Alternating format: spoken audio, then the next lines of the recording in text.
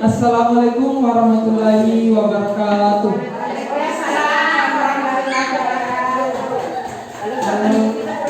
Alhamdulillahirabbil alamin. Wassalatu wassalamu ala asrofil anbiya wal mursalin sayyidina Muhammad wa ala alihi wa sahbihi ajmain. Amma ba'd. Pertama-tama marilah kita panjatkan puji syukur kehadirat Allah Subhanahu wa taala atas berkat dan rahmatnya kita masih diberi kesempatan untuk berkumpul di tempat ini guna melaksanakan sosialisasi atau seri berbagi aksi nyata pada program pendidikan guru penggerak dengan materi budaya positif. Dan tak lupa pula kita kirimkan salawat dan salam kepada Nabi besar Muhammad sallallahu alaihi wasallam, Nabi sebagai uswatun hasanah wa rahmatan lil alamin. Yang saya hormati ibu-ibu guru yang hadir pada hari ini. Sebelumnya sebagai salah satu peserta calon guru penggerak angkatan 4 Kabupaten Baru, saya diberikan tugas untuk memberikan sesi berbagi mengenai pada modul 1 paradigma dan visi guru penggerak, modul 1.4 budaya positif. Sebelumnya saya di sini bukan sebagai pemateri yang akan menjelaskan dengan memberikan pengarahan kepada ibu, tapi lebih kepada kita berbagi. Saya tidak bermaksud menggurui, apalagi karena saya yakin bapak guru atau ibu guru di sini sudah ada yang lebih dari 20, lebih dari 10 tahun mengajar, jadi pasti sudah sangat-sangat berpengalaman.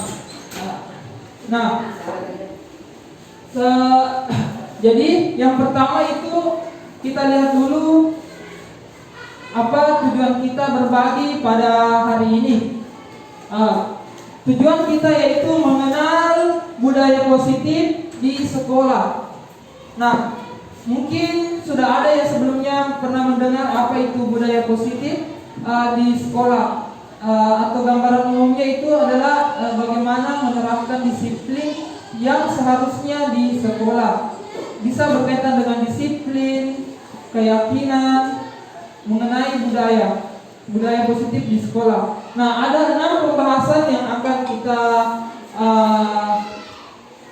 bahas pada materi budaya positif. Yang pertama, perubahan paradigma teori kontrol. Yang kedua, disiplin dan motivasi perilaku manusia. Yang ketiga, keyakinan kelas, penghargaan dan hukuman. Yang keempat, kebutuhan dasar manusia. Yang kelima, posisi kontrol. Dan 6, segitiga restitusi. Mungkin Bapak Ibu guru pernah mendengar ini sebelumnya atau masih asing menurut tak? Sebagian masih asing ya. Nah, itu tujuannya kita akan mengenalkan apa sebenarnya, walaupun sebenarnya nantinya itu kurang kita jama, tapi dia sekedar ya PL aja. Nah, untuk lebih jelasnya kita mulai di guru penggerak ini. Itu melibatkan pemikiran filosofi dari Ki Hajar Dewantara. Kita kembali dari Tuturi Handayani, semua berasal dari pemikiran Ki Hajar Dewantara, bapak pendidikan. Dia mengibaratkan kita sebagai pendidik itu adalah petani dan murid adalah padi, di mana kita petani hanya bisa memberikan pupuk dan air, memelihara tanaman padi, kemudian membasmi ulat-ulat atau jamur yang mengganggu hidup tanaman padi. Nah, kita ibaratkan ini padinya adalah murid. Dia tahu mantor murid tak itu karena apa? Karena dia sudah punya kontrak di dalamnya. Dia ingin makada elok mantor ya nak tak mak jalok nih. Nah, ada caranya yang lain. Karena ada namanya kontrak alam dan kontrak zaman anak-anak. Anak-anak tidak ada yang lahir jelek. Tidak ada anak-anak yang lahir nakal. Yakin itu. Kemudian anak-anak itu sebenarnya tidak ada, pasti setiap tindakannya pasti ada tujuannya. Dia kan karena jangan bawang nih, mau kamu cenek-cenek ke kelas, tak menurutnya dia itu betul pemikirannya, walaupun kita sebagai orang dewasa itu salah. Nah, bagaimana kita menciptakan budaya positif di sekolah? Yaitu membangun budaya yang positif. Sekolah perlu menyediakan lingkungan juga yang positif. Lingkungan sekolah di sini maksudnya yang aman dan nyaman agar murid mampu berpikir, bertindak dan mencipta dengan merdeka, mandiri dan bertanggung jawab. Saya kira kalau masalah lingkungan di sini sudah sangat asri, dari tanamannya, kemudian lingkungannya juga bersih. Jadi saya kira kalau masalah lingkungan itu sudah sangat mendukung sekali. Apalagi kebersihannya setiap hari sangat dijaga. Nah, kemudian, ini yang selama ini yang kita pahami, termasuk saya, yang mengatakan perubahan paradigma teori kontrol. Ini yang kita pahami saat ini, bahwa ilusi guru mengontrol murid. Ada pemahaman mantra bilang guru mengontrol murid, mengatur, kukut kudangnya, kukui, seperti itu kita, seperti itu guru. Ilusi, padahal sebenarnya tidak bisa seperti itu, melawan kodrat. Ilusi bahwa kritik dan membuat orang merasa bersalah dapat menguatkan karakter. Nah, pada tujuan pendidikan kita itu penguatan karakter.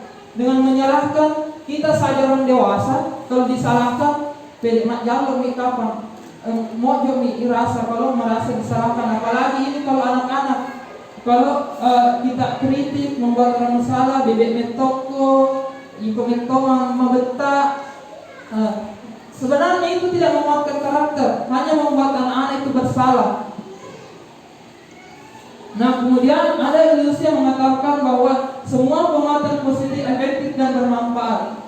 Nah, ternyata penguatan positif itu ada dampak negatifnya. Biasanya kalau di ranking anak-anak itu termasuk penguatan positif, diberi hadiah ketika melakukan sesuatu yang baik. Ternyata ada dampak negatifnya, dan hampir sama dengan menghukum anak-anak tersebut. Nanti bisa dijelaskan lebih lanjut. Biasa kalau dikasih hadiah, ternyata itu sama dengan menghukum. Kenapa? Nanti bisa dijelaskan lebih lanjut. Kemudian ilusi bahwa orang dewasa memiliki hak untuk memaksa. Nah, guru di sini kita biasa mempunyai hak, karena pasti pasti kita sering memaksa anak-anak. Karena kita berpikir kita orang dewasa memaksa anak-anak. Padahal kalau dipikir anak-anak punya pemikirannya dan pendapatnya sendiri. Nah, di sini, ini yang sebenarnya harus kita ubah. Ini yang harus kita pikirkan baik-baik untuk sekarang. Ini lawan dari stimulus respon, dan ini teori kontrol yang harus sebenarnya kita pikirkan baik-baik. Nah, lawannya, kita mencoba mengubah agar orang berpandangan sama dengan kita. Kita paksa sama dengan pandangan tak. Padahal sebenarnya itu setiap orang berbeda pandangannya, tidak bisa dipaksakan juga. Itulah kenapa kita sering berselisih mungkin dengan orang tua, karena anak-anak juga punya pandangan yang menurutnya baik. Nah, bagaimana nantinya menyelesaikannya? Kita nanti ada penyelesaiannya, caranya pakai restitusi. Nah, kemudian perilaku buruk dilihat sebagai suatu kesalahan. Itu kita sekarang seperti saya, ternyata perilaku buruk dilihat sebagai suatu kesalahan. Padahal itu tadi, anak-anak pasti membuat kesalahan karena ada tujuannya. Dia yang kadang membentak metode pasti ada pendapatnya, tujuannya. Nah, kadang kita juga tidak mendengarkan, mencecai ini dengan kalinya pendapatnya anak tak. Kemudian orang lain bisa mengontrol saya. Kita saja orang dewasa, kok kontrol kira yang minta tahu kok engkai, kok dei gaga, lari makaluanja makalo. Padahal Anda tidak bisa mengontrol orang lain, tidak bisa kita atur orang lain. Tidak bisa kita atur orang lain, itu teori. Dia mulai mengatur itu yang kita kontrol. Nah kemudian, pemaksaan adalah ada pada saat rujukan gagal. Nah, yang ini memaksa, padahal bisa berkolaborasi dan konsensus. Ini maksudnya berkolaborasi, bekerja sama, bercurah pendapat sama anak-anak atau murid. Apa yang bisa dilakukan untuk memperbaiki tersebut? Apa yang bisa dilakukan? Berdiskusi di sebuah anak tak atau murid tak terhadap yang menurutnya dia benar tapi salah, maka itu yang harus diluruskan. Nah, lanjut. Ini model berpikir menang kalah. Biasa yang salah itu misalnya ada yang berselisih.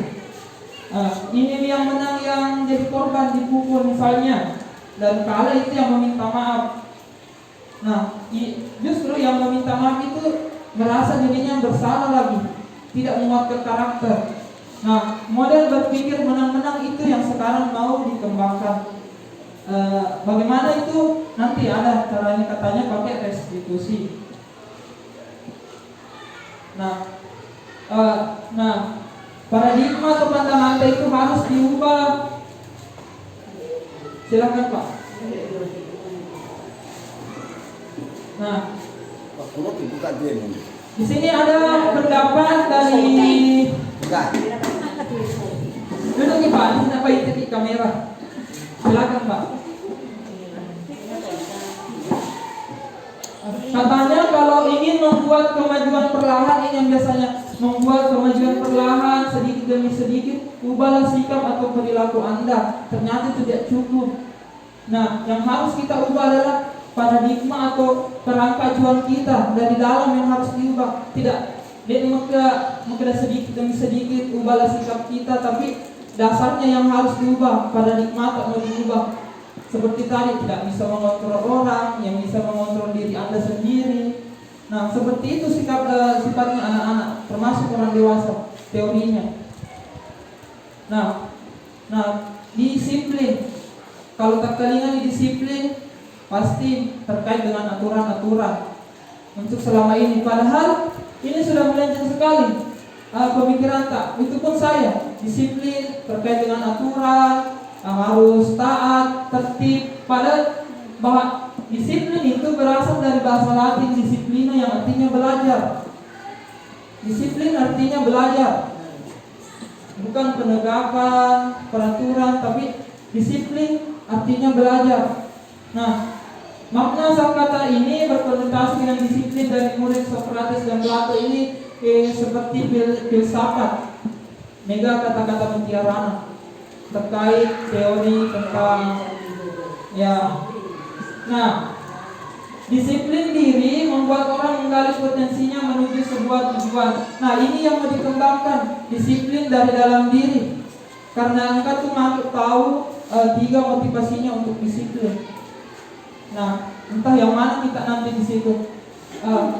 Di sini telah berubah kata disiplin yang selama ini kita pikirkan sesuatu yang dilakukan seseorang pada orang lain untuk mendapatkan kepatuhan.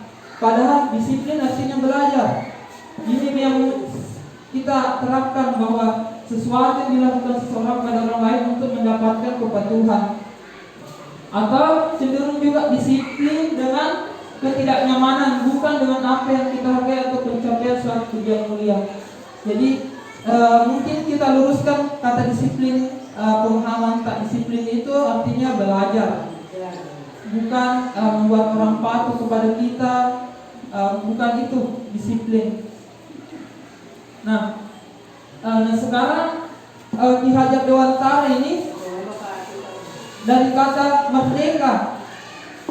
Merdeka artinya tidak hanya terlepas dari perintah, akan tetapi juga cakap buat memerintah diri sendiri. Tapi harusnya juga pintar memerintah diri sendiri, itu disiplin.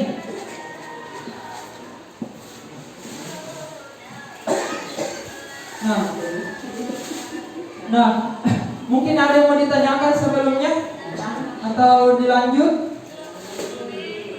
Nah, teori motivasi perilaku manusia. Ada 3 teori motivasi. nanti kita lihat ketiga kriteria motivasi kita untuk berbuat baik atau disiplin. Yang pertama, motivasi dari luar atau eksternal.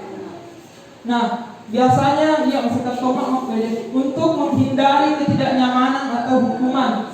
Apa yang akan terjadi apabila saya tidak melakukannya? Mega pakai helm atau itu polisi. Padahal tujuan sebenarnya adalah ada nilai keselamatan. Hanya takut mataui terlambat apa jadi angin ku atasannya. Contohnya begitu. Motivasinya karena takut. Sipada kalau iceri anak naik, iceri mataui terlambat anak naik, iceri matu sempurna kalau terlambat ini. Nah, ada yang motivasi eksternal juga. Yang kedua, agak makan jatuhnya ya deh. Nah, untuk mendapatkan imbalan dari orang lain. Mega oleh melek sebagai riasan sebangkaman penghargaan langi hadiah malalui ku sekolah matu kubah nama putui.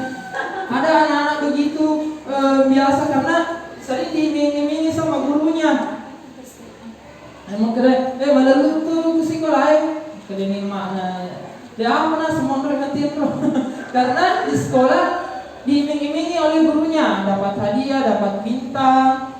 Nah, termasuk juga perankingan di sini sudah termasuk di sini ada di motivasi kedua anak-anak.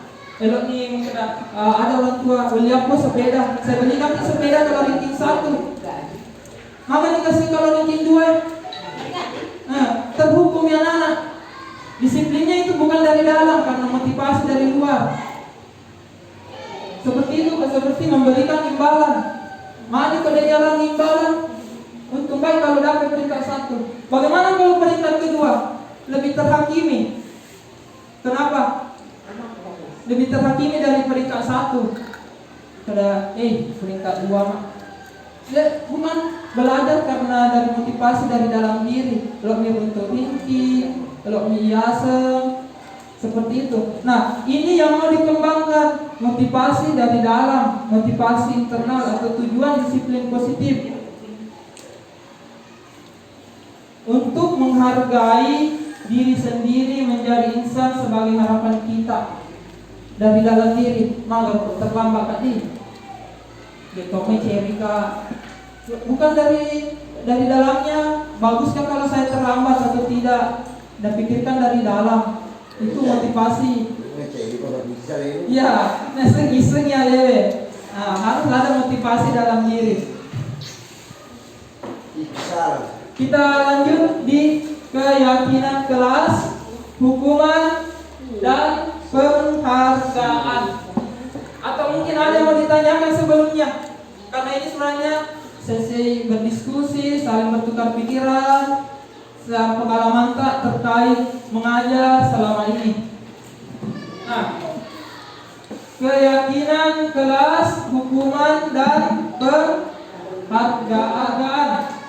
Seperti tadi, mengapa kita memilih peraturan menggunakan helm? Apakah takut ke polisi? Motivasi kita itu masih dipertanyakan. Apakah pakai SIM karena kamu polisi? Itu motivasi tak. Tapi ini, apakah karena memang dari dalam? Nah, itu berarti motivasinya level 1. Nah, mengapa kita memilih peraturan 3M, apalagi yang corona ini, pakai masker, mencuci tangan? Apakah kita motivasi kita sekarang karena memang untuk menjaga kesehatan atau mau tiket pusat PBB ada tetap pakai masker? Ya, demi kesehatan kan? Nah, itu sudah bagus motivasi kita dari dalam. Mengapa kita memilih peraturan harus datang tepat waktu saat mengikuti pelatihan? Apa motivasi kita datang tepat waktu? Sadar, itu bagus dari sadar diri. Sadar diri. Masih. Nah, kenapa bukan peraturan kelas? Yang selama ini kita buat adalah peraturan kelas, tata tertib kelas. Sebenarnya peraturan kelas hanya sempit sekali. Kalau peraturan kelas mungkin ada 20, 30 bisa dibuat peraturan kelas. Banyak sekali. Nah, yang kita kembangkan itu adalah keyakinan kelas, kesepakatan kelas. Nah, bagaimana caranya membuat keyakinan kelas agar tercipta nanti budaya positif di lingkungan sekolah? Nah, kita membuat kesepakatan bersama murid-murid. Bukan hanya guru saja yang menentukan keyakinan kelasnya atau kesepakatan kelas. Nah, ini adalah contoh, ada dua buah contoh. Yang mana yang merupakan keyakinan kelas? Apakah A atau B menurut tak? Coba diperhatikan Bapak Ibu, yang mana yang termasuk di sini menurut tak keyakinan kelas? B. Termasuk B. Nah, kenapa bukan yang pertama? Pada kemarin ini banyak datang tepat waktu, mengucapkan salam, menjaga kebersihan sekolah. Nah, tidak salah, tidak ada yang tidak salah. Nah, ini yang mau dikembangkan agar motivasinya dari dalam. Ini saling menyayangi, banyak isinya saling menyayangi. Tidak berkelahi di situ, anak-anak. Nah, sebelumnya kita membuat kesepakatan nanti mentali perlu nih menjadi 3 kesepakatan atau keyakinan, tidak banyak. Karena kalau peraturan kelas itu banyak. Nah, kita buat berdasarkan yang bersifat abstrak. Semangat belajar, saling menyayangi, peduli dengan teman-teman. Nah, ini contoh yang pernah saya buat bersama anak-anak di sini di kelas 3, walaupun belum saya print. Ini adalah contoh keyakinan kelas yang saya sepakati bersama dengan anak-anak murid kelas 3. Kita berdiskusi dengan anak-anak, bukan hanya guru yang menentukan keyakinannya.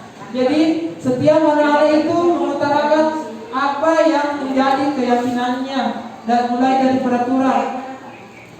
Contohnya, jangan membuang sampah sembarangan. Kita ubah dulu menjadi ke kalimat positif, buanglah sampah pada tempatnya. Nah, kemudian ada lagi membersihkan setiap hari. Nah, itu semua kan masuk ke perlu menjaga kebersihan lingkungan. Kalau dalam bentuk peraturan banyak daftarnya.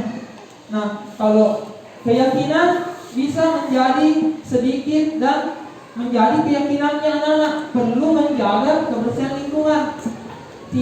Tidak seperti memaksa atau berupa peraturan. Tidak ada hukuman yang terjadi.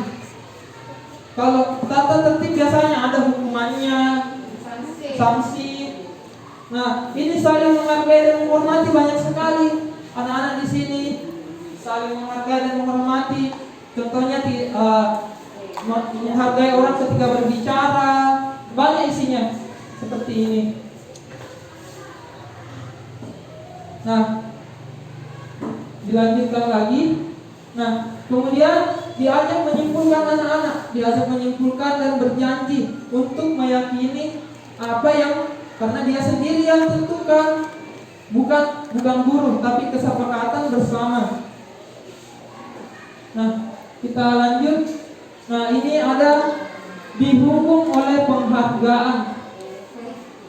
Katanya ada yang biasa saya juga memberikan penghargaan.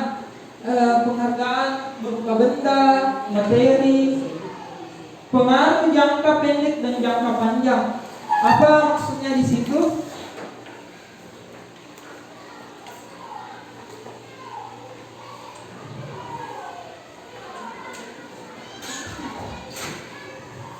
Pengaruh jangka pendek dan jangka panjang. Anak-anak ini cuma berpikir kalau mau karena ada penghargaan, ada hadiah yang kasih ke orang tuaku atau bapak guru.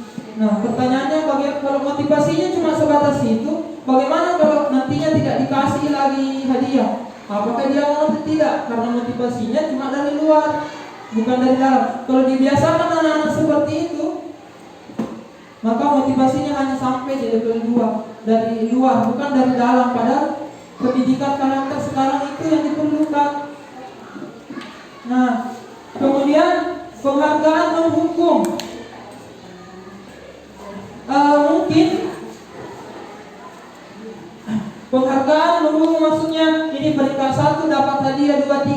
Bagaimana dengan 4, 5, 6, 7, 8? Apakah mungkin karena termotivasi juga itu nanti yang tidak dapat hadiah, tapi ternyata justru menghukum, gagal menusuk, bahkan iri sama temannya itu terus, dan karena juga membandingkan. Kalau dipikir, kenapa anak-anak di ranking di sekolah? Apa tujuannya sekolah? Lomba ke sekolah? Bukan perlombaan di kelas. Anak-anak itu datang ke sekolah untuk senang, belajar, bukan lomba. Entah kenapa ada perankingan. Padahal di sekolah, di kelas bukan perlombaan ini anak-anak. Anak-anak itu punya ciri khasnya sendiri. Tidak bisa dibandingkan, tidak bisa disamakan, apalagi disamakan anak-anak. Entah kenapa kita kelas itu seperti lomba, bukan pertandingan di kelas. Kita anak-anak buat senang, mendidik karakternya. Jadi mungkin itu alasannya juga pemerintah menghilangkan perankingan, karena sekolah kelas bukan tempatnya berlomba. Mungkin berlomba apa murid, tak kasihan, karena dia datang untuk belajar, untuk senang di kelas. Kalau ada anak tidak senang, berarti tidak gembira. Itu tugas tak membuat anak-anak senang, gembira. Terkadang juga seperti saya, kenapa ini anak-anak maruni kok rewo nih. Kita guru ini tidak, maksudnya sakit hati. Berarti kalau dipikir, berarti anak-anak itu tidak senang sama kita. Nah, rewo berarti dia tidak senang kalau dipikir, berarti dia tidak senang di kelas. Karena itu rewo nih, maruni rewo. Berarti dia tidak senang di kelas. Nah, penghargaan mengurangi ketepatan, penghargaan kurang efektif, kemudian penghargaan merusak hubungan. Seperti tadi ada yang iri, kasihan yang ranking 2, ranking 1 apalagi kalau ada orang tua membandingkan anak-anaknya. Dulu saya sering ke dalam antri taina tahu begitu. Padahal ya ada yang seperti itu. Dilanjut. Nah, ini ada jika murid tak melanggar, ada tindakan guru di sini. Nah, coba kita bisa jawab bersama. Mencatat 100 kali di dalam buku kalimat, saya tidak akan terlambat lagi karena terlambat ke sekolah. Menurut saya ini hukuman atau konsekuensi atau sanksi? Konsekuensi atau sanksi itu sama. Hukuman atau masuk sanksi ini? Sanksi. Oke. Jadi disuruh mencatat. Lari mengelilingi lapangan basket 2 kali karena terlambat hadir di sekolah. Oke, hukuman. Kemudian, oke Bu, terima kasih. Murid diminta untuk push up 15 kali karena tidak menggunakan masker ke sekolah. Hukuman. Menggantikan kertas tugas teman yang telah dicoret-coret. Konsekuensi. Membersihkan tumpahan air di meja tulis karena tersenggol pada saat belajar. Murid disuruh untuk mengenakan sepatu seharian di sekolah karena tidak mengenakan sepatu hitam.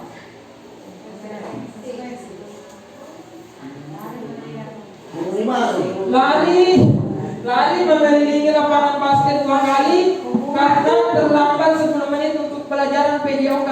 Untuk berolahraga. Apakah ini masuk hukuman atau konsekuensi? Lari mengelilingi lapangan basket 2 kali karena terlambat 10 menit untuk pelajaran PJOK. Masuk hukuman atau sanksi? Hukuman. Oke, hukuman, kita lihat. Nah, kenapa ini masuk hukuman? Karena hukuman itu dia terlambat ke sekolah. Apa hubungannya dengan menulis 100 kali? Apa hubungannya terlambat dengan menulis 100 kali? Apakah tidak ada hubungannya? Jadi ini termasuk hukuman karena tidak ada hubungannya terlambat dengan menulis. Kemudian lari mengelilingi itu hukuman karena tidak ada hubungannya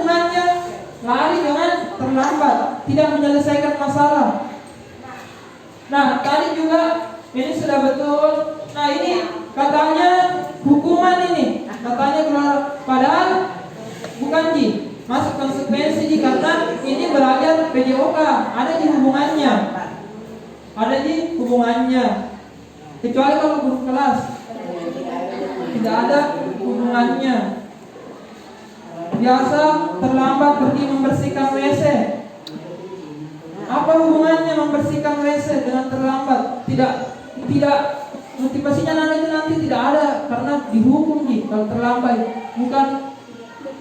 Jadi anak-anak itu seperti kalau membersihkan WC hina sekali dirasa. Padahal bagus itu membersihkan. Seperti kalau seakan-akan membersihkan WC adalah hukuman. Jadi sejelek-jelek yang membersihkan WC. Ini sekitar 60 sampai 120 menit, cuma 120 minimal 60 menit ibu-ibu. Nah, perbedaan hukuman dan konsekuensi.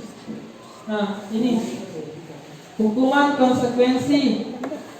Apa yang membedakan itu hukuman dengan konsekuensi? Nah, ini di atas membedakan. Membedakan. Bahkan nantinya ini bukan konsekuensi yang dipakai. Ada namanya restitusi, lebih bagus. Ini biasa kan sekarang kita pakai ini, tidak pakai di hukuman. Apalagi menjewer, memukul tidak dipakai. Ini sekarang. Tapi ternyata ada yang lebih bagus lagi daripada konsekuensi atau sanksi yang dikasih. Namanya restitusi. Nah, ya. Ini mendorong sesuatu yang menyakitkan harus terjadi, bikin sakit hati. Bikin sakit hati. Membuat anak sakit untuk jangka waktu lama, bahkan malu, dipermalukan. Hal itu bentuk hukuman. Konsep diri yang buruk. Nah, bisa mungkin dilihatkan merasa marah, rasa bersalah, dipermalukan. Ini tidak menguatkan karakter yang seperti ini. Kalau dihukum anak-anak tidak, karena pendidikan kita itu pendidikan karakter, menguatkan karakter, budi pekerti. Kalau dihukum tidak memberikan solusi. Kalau cuma menghukum, bahkan ada dihukum tidak tahu anak-anak apa sebenarnya salahnya. Padahal anak-anak ada tujuannya. Kenapa dia melakukan hal tersebut? Harusnya kita bicara, atau bilang dari hati ke hati, bertatapan langsung dengan anak-anak. Bahkan ada pengakuan jujurnya anak-anak. Nah, sebelum masuk ada namanya kebutuhan dasar. Ada namanya kebutuhan dasar manusia untuk bertahan hidup. Semua yang dia lakukan pasti ada tujuannya. Ada yang butuh cinta dan kasih sayang. Saya kira bukan semua di sini, apalagi guru SD ya anak-anak, tak apa sebenarnya yang dia butuhkan. Kita ambil contoh ini kasihan.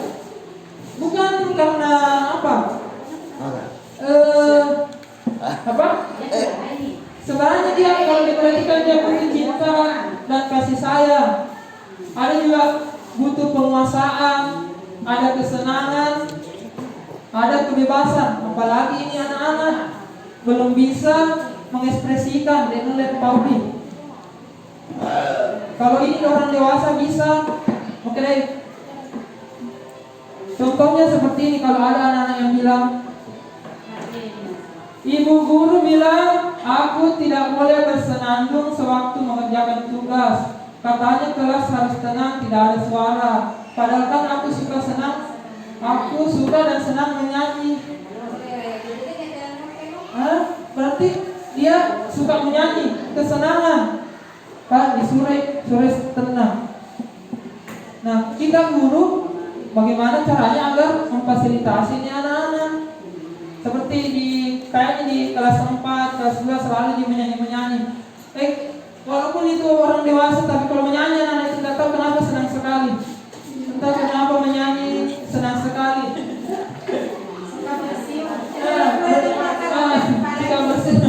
Ibu guru tidak menyapaku hari ini.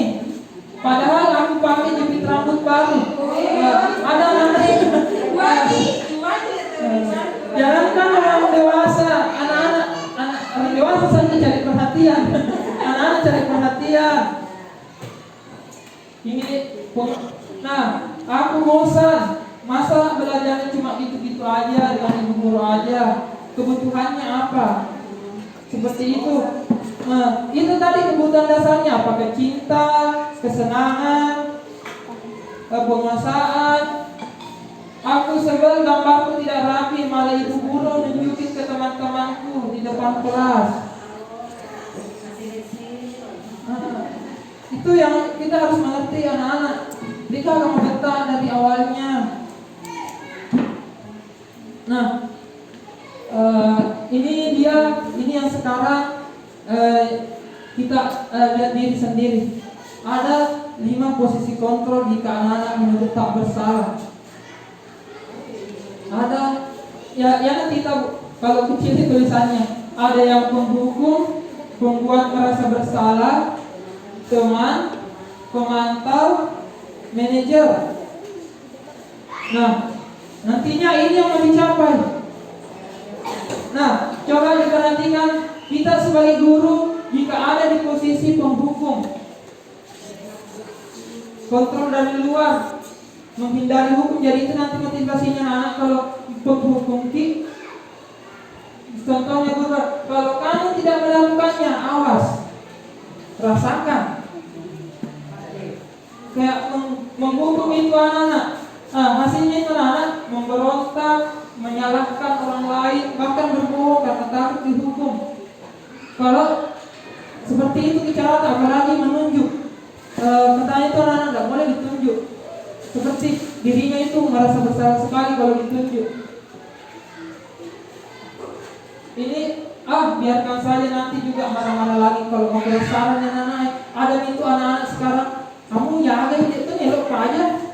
Karena kebal nih. Karena dari dulu dikasih begini hukuman. Bukan ada ilepa ini maliwa lagi ilepa. Jadi no baik. Makanya ini ilepa memang mah. Mak pajak mah karena dari sini menghukum. Makanya kurangnya nasi lupa. Begitu tuh kita tetap. Karena pemikirannya sudah ada di sini. Kasihan anak-anak, biarkan saja. Dampaknya itu mengulangi kesalahan terus menerus. Nah, setelah kembali lepak, dia nanggari pecah. Karena dari dulu dari kecil dia dikasih penghukum, tapi tidak ada di sini karena kita saya pendidik tidak ada.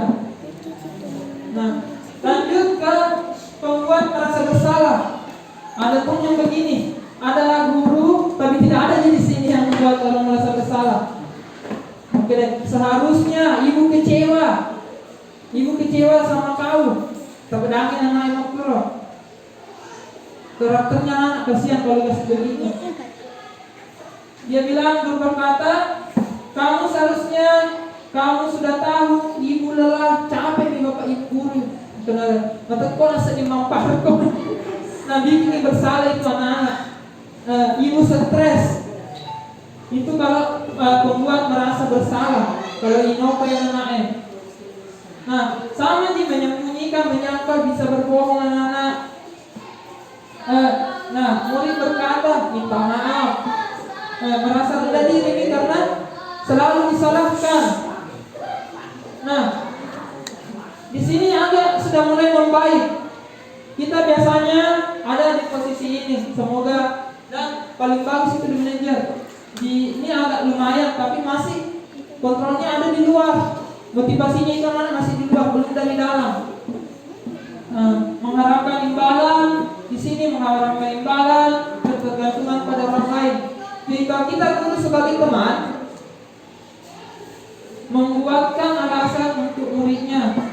Ada yang bilang, ayolah lakukan demi ibu guru atau bapak guru. Masa kamu tidak mau ingat tidak ibu pernah bantu? Seperti teman, kalau bersalah, nah maafkan ji tanpa melakukan solusi. Nah, ini anak-anak nanti ketergantungan. Murid mengatakan, ini saya pikir bapak ibu teman saya, ternyata begitu. Jadi ketergantungan nih, lemah, tidak mandiri dan tergantung sama orang lain. Nah, ada juga posisi pemantau. Ini pemantau guru atau orang tua yang menegakkan aturan yang sudah dibuat. Kalau kau tidak lakukan, apa sanksinya? Seperti itu. Itu pemantau. Apa peraturannya? Nah, masih sama. Murid juga itu melakukan, tidak mau melakukan kesalahan karena takut dihukum, ada sanksinya. Nah, ini yang mau dilakukan oleh seorang guru atau orang tua sebagai manajer. Coba diperhatikan video di sini.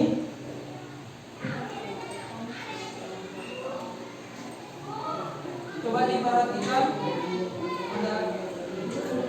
Aku pernah bukan bawa buku gambar. Aku bisa menyanyi lagi di depan kelas. Aku pernah berantem. Ibuku bilang aku tidak kasihan padanya. Dia capek mengajari aku. Aku pernah tidak mengerjakan PR. Bu guru bilang tidak apa-apa. Aku dimaklum. Aku pernah salah memakai seragam sesuai peraturan. Aku disuruh pulang. Tidak boleh balik sekolah. Aku mengejek guru. Kemudian aku dipertemukan dengan guru tersebut untuk berdiskusi akan dampak dari perbuatanku. Aku mengerti kesalahanku dan aku akan perbaiki. Nah, ada tadi berbagai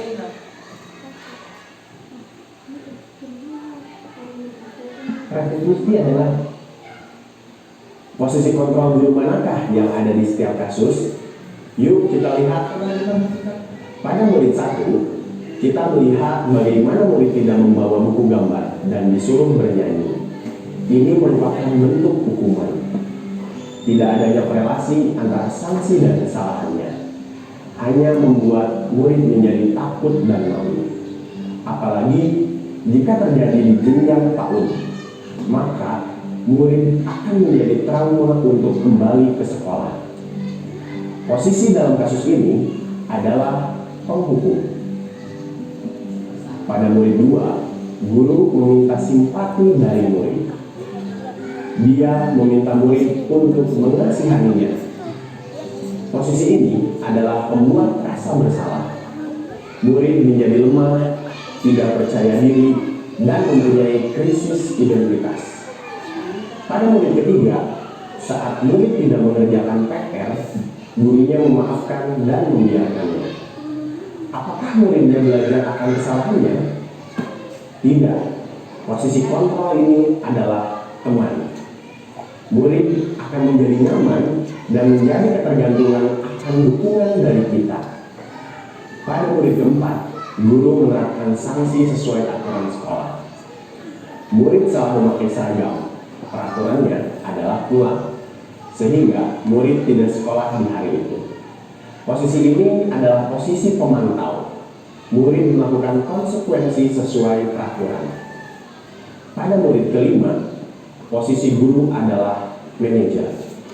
Karena murid diberikan ruang diskusi, diajak untuk mengenali kesalahannya, dan dia belajar dari kesalahannya agar tidak diulang kembali. Kelima posisi kontrol ini menggambarkan tipe dan cara kita dalam menerapkan disiplin di kelas. Dengan mengetahui kelima posisi kontrol tersebut, maka kita bisa mengerti posisi kontrol yang tepat untuk mendukung proses restitusi di klub. Dari gambaran video tersebut, posisi kontrol, coba direnungkan. Sebenarnya kalau kita menyuruh murid kita itu ada di posisi mana? Apakah penghukum, membuat orang merasa bersalah, teman, pemantau, atau manajer? Cuma kita yang tahu. Dan mungkin ada yang mau ditanyakan sampai di sini mengenai posisi kontrol, 5 posisi kontrol. Oke, mungkin karena sudah mengerti, kita lapar. Saya konsumsinya. Kawan masuk. Kita lanjut ke iya, silakan Ibu, ada keperluannya. Ya, silakan Ibu. Terima kasih atas waktunya. Nah, ini materi yang terakhir tentang restitusi. Restitusi, apa itu restitusi? Sebelumnya kita dulu lihat dari penjelasan di sini. Restitusi adalah metode untuk penyusunan kembali model disiplin di sekolah. Restitusi berfokus pada solusi atau pemecahan masalah yang bisa dilakukan, bukan pada masalahnya. Restitusi menggunakan murid untuk mengidentifikasi kembali tindakannya, sehingga dia bisa menganalisis dan memilih langkah yang tepat dalam pemecahan masalah. Jadi kalau waktu karangan dia orang lain, apa yang merupakan konsekuensi atau hukuman? Berikut Terbagi dua di situ. Oke Pak, ada yang mau ditanyakan? Silakan. Ya benar masalah olahraga. Nah itu kalau diberikan hukuman, apakah silakan. juga konsekuensi atau konsekuensi atau hukuman? Bagaimana Pak, bisa diulangi pertanyaannya? Mungkin Apakah termasuk tadi merupakan konsekuensi atau hukuman? Itu tadi yang lain mengelilingi Yang yang lain. menjadi tradisi SMK itu ketika sekolah itu yang selalu memberikan hukuman seperti itu tadi dari mengelilingi lapangan. Apakah masuk hukuman atau konsekuensi? terima kasih, pertanyaannya sangat bagus dari Bapak Ilyas selaku guru UPJOK. Apakah termasuk menghukum? Kalau ini kan mata pelajaran PJOK, ada kesehatan jasmani. Jadi kalau dia lari ke lapangan, ada di hubungannya dengan mata pelajarannya. Jadi bukan di menghukum, sanksi. Tapi itu juga tidak bagus. Nah, yang bagusnya diajak untuk bertatap muka, bercerita langsung kenapa terlambat. Pasti ada alasannya anak-anak. Entah kemarin anak-anak kenapa terlambat. Alasannya nak tungguin kakaknya. Tidak ada motornya orang tuanya. Seperti itu. Jadi kalau ada kesalahan yang mereka, coba diajak berdiskusi, melakukan restitusi, ada caranya. Mungkin bisa dari sini.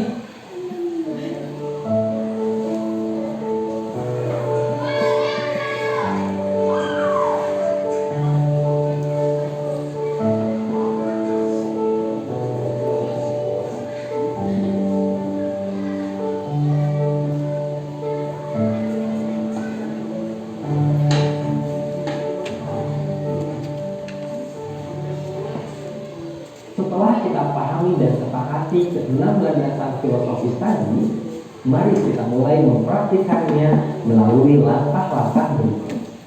Pertama, ciptakan suasana positif. Kedua, ajak murid untuk berpikir dan menganalisis kesalahannya. Tiga, beri ruang pada murid untuk memikirkan solusi terbaik. Restitusi memberikan kemerdekaan untuk murid dalam menyelesaikan masalahnya, bukan guru yang memutuskan. Ketika berhasil, akan muncul penghargaan terhadap diri sendiri dan orang lain. Murid merasa lebih berharga dan percaya diri.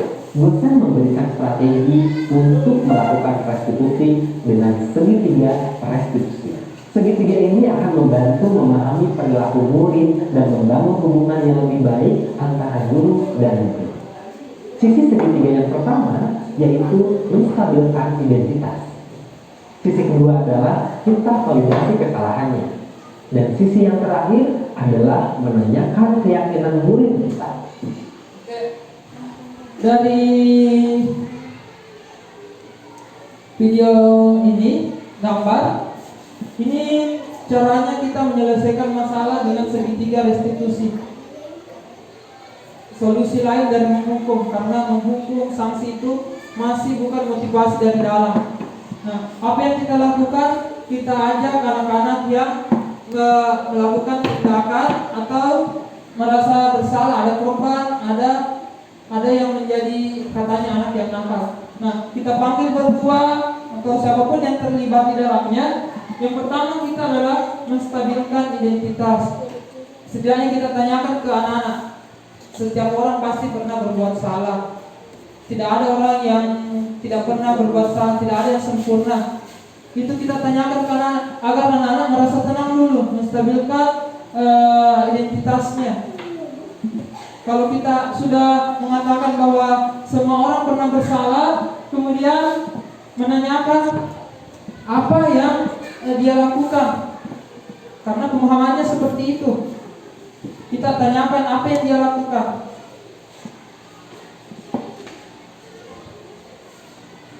Setelah kita menanyakan alasannya, kita cari pilihan yang tepat. Misalnya ada anak-anak kemarin di sini, dia mengejek temannya karena tidak tahu membaca. Nah, kenapa dia mengejek temannya? Karena dia juga ejek katanya, mengejek dengan katanya katak, dia panggil dengan katak.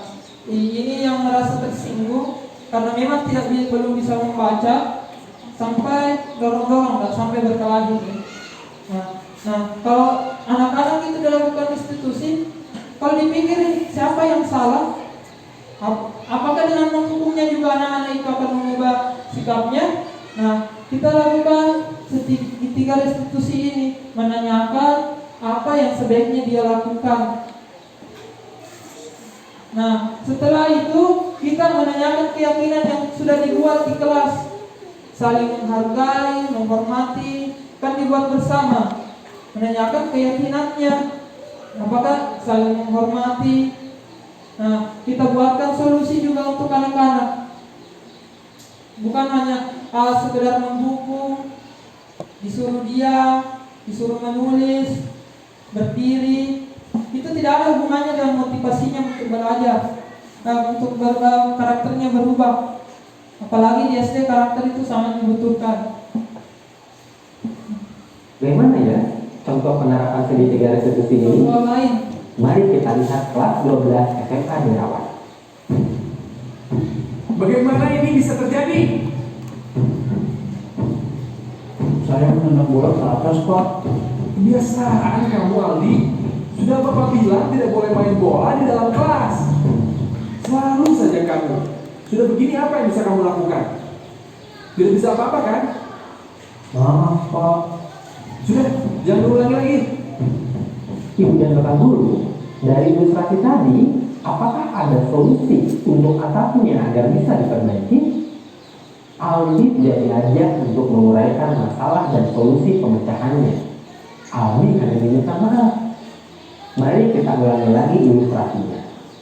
Tetapi kali ini Pak Anwar menggunakan kalimat yang positif, pertanyaan terbuka, dan memberikan ruang untuk Aldi dalam menyelesaikan masalahnya. Berikut ilustrasinya. Bagaimana ini bisa terjadi? Saya menendang bola ke atas, Pak. Kenapa kamu main bola di kelas, Aldi? Saya bosan, Pak. Tapi sekarang langit-langit ini jadi bola yang rusak. Baik, Bapak mengerti kalau kamu bosan. Tetapi atapnya jadi bola begini.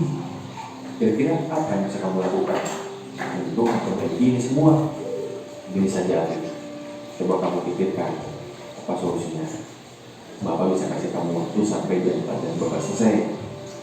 Ya, setelah itu kasih tahu Bapak apapun cara kamu untuk menyelesaikan masalah ini.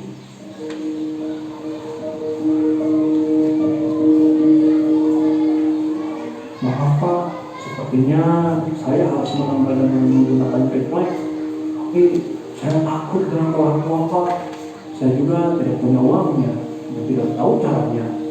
Baik, terima kasih atas idenya, Aldi. Ini saja, Bapak bisa bantu kamu bicara dengan orang tua kamu untuk menceritakan masalah ini dan juga untuk masalah uang. Lalu kamu bisa ke Mang Acin untuk meminta tolong. Nah, seperti itu mungkin posisi manajer. Nah, tidak hanya sebatas minta maaf saja.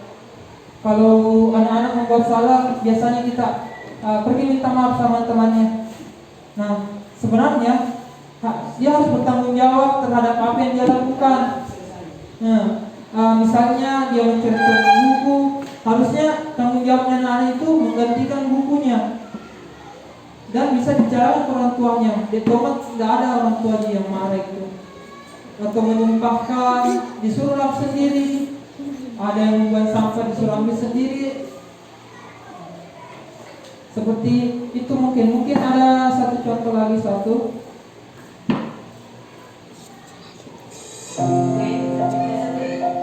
Halo, selamat pagi semuanya. Maaf Pak, saya tadi diajak Asmat. Sama ikut main. Waktu sekolah dulu, Bapak juga senang sekali bermain dengan teman-teman, apalagi bermain air. Ini masuk di menstabilkan identitas.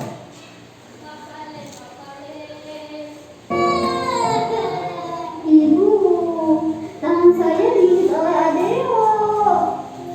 Betul, kamu menggigit Norce. Bu, tapi Norce yang mengambil bekal saya, Bu. Dia yang salah. Tapi sakit, Bu. Nih, ada bekas giginya. Merah lagi. Sakit, Bu. Adeo, Norce, berbuat salah itu tidak apa-apa. Itu tidak akan mencari-cari siapa yang salah. Ibu hanya mau masalah ini selesai. Yuk, sama-sama kita pasti bisa menyelesaikan masalah ini. Seperti itu sudah masuk di segitiga restitusi istilahnya.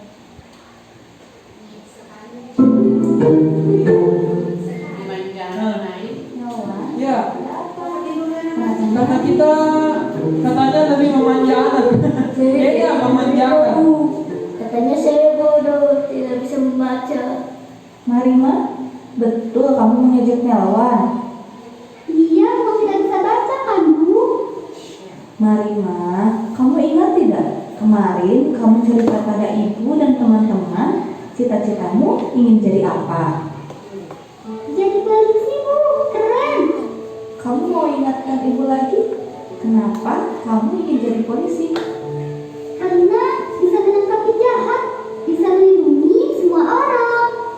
Menurutmu, apakah mengejek Melwan membuat Melwan merasa terlindungi? Tidak, Bu. Dia nangis. Betul. Lalu, harus bagaimana ya supaya Melwan merasa terlindungi? Seperti itu cara melakukan restitusi sebagai posisi menempatkan diri kita sebagai posisi manajer. Mungkin kalau dipikir-pikir sampai sekarang ada kata-kata yang dulu tak kita ingat atau perlakuannya ke kita karena menyakiti hati. Kita tidak sadar. Mungkin anak-anak itu ingat perkataan tak sampai SMA, sampai kuliah ingat terus kata-kata yang menyakitkan hati. Atau mungkin kita sendiri pasti mengingat hal-hal negatif yang diberikan oleh oleh guru. Pasti ada guru tak yang saat itu memberikan kita, menghukum kita dan kita ingat terus. Nah, kita sebagai pendidik tidak ingin seperti itu, memberikan ingatan negatif kepada murid-murid kita. Apalagi ini anak-anak. Nah, mungkin ada yang mau ditanyakan sebelumnya. Kalau kita cek nih Pak, ini kasih jam. Cek dulu Pak. Dapat terekam nih. Cek nih 59 menit. Berarti kita cek supaya bisa dipotong-potong sedikit. Nah, silakan mungkin ada yang mau ditanyakan sampai materi pada saat ini. Saya juga di sini posisinya masih belajar. Saya yakin Bapak di sini jauh lebih berpengalaman. Mungkin di sini bisa ada yang berbagi mengenai segitiga restitusi. Katanya ada anak-anak terlalu dimanja kalau melakukan seperti itu. Ada pendapat ibu katanya dimanja sekali. Nah kita memposisikan diri tak dulu Bu, di mana anak-anak kalau salah apa yang biasanya dilakukan oleh murid-murid tak? Apakah kita sebelumnya pernah membuat peraturan atau keyakinan kelas dengan murid-murid kita kesepakatan bersama, dibuat bersama? Kalau belum, mungkin anak-anak melakukan lari-lari keliling karena tidak tahu kesepakatan. Coba kita buat kesepakatan dengan anak-anak murid-murid kita bersama.